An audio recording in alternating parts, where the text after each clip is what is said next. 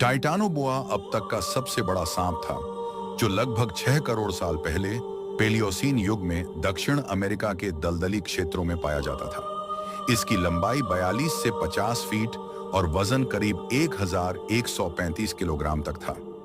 यह मुख्य रूप से जलीय जीवों का शिकार करता था, जैसे मगरमच्छ और बड़ी मछलियां।